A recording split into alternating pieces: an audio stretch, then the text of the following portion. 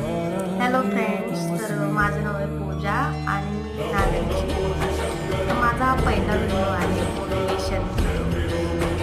तर मलाच कर्माविषयी सांगायचं आहे. महादेव म्हणतात की जसं तुम्ही दुसऱ्याला समोरच्या व्यक्तीला द्याल ते तुमच्याकडे 2 पटीने जास्त येतं. तर तुम्ही समोरच्या व्यक्तीला हॅपीनेस द्याल, खुशी द्याल तर ते 2 तुमच्याकडे येईल. आणि तुम्ही त्यांना दुःख देणार तर ते परत 2 पटीने तुमच्याकडे येणार दुःख. तर मला एकच सांगायचं आहे की कर्म चांगले करा. कर्म म्हणजे काय, तर विचार चांगले ठेवा, मनामध्ये निगेटिव्ह विचार ठेवायचे